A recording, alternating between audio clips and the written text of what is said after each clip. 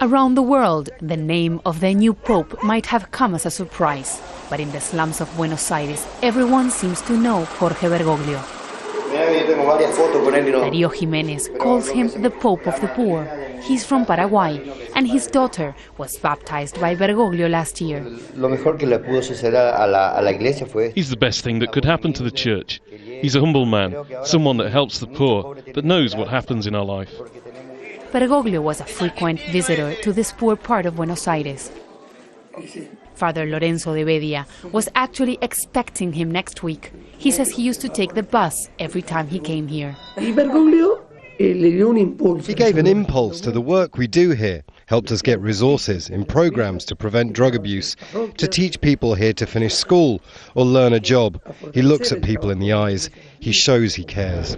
Since Cardinal Bergoglio became the Archbishop of Buenos Aires, the number of churches in the slums has doubled. He not only believed in charity work, but also that the priests should live among the poor to better understand their problems. Bergoglio often clashed with the country's socially progressive government, as he faithfully adhered to Vatican opposition to abortion, contraception, and same-sex marriage. And some have questioned his role during Argentina's military dictatorship of the 1970s and 80s. At the time, Bergoglio was a leader of the Jesuit order, and like other Catholic figures in Argentina, he's been criticized for not speaking out against the junta.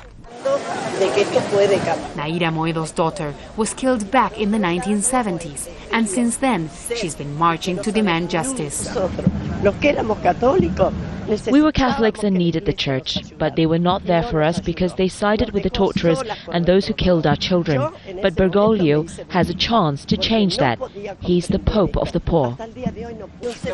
Francesca Ambrogetti has studied the new Pope thoroughly and says that he was chosen for a reason.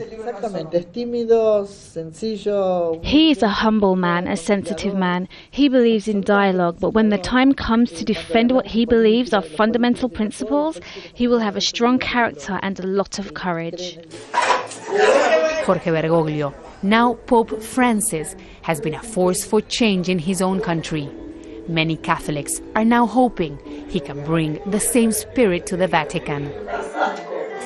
Teresa Bo, Al Jazeera, Buenos Aires.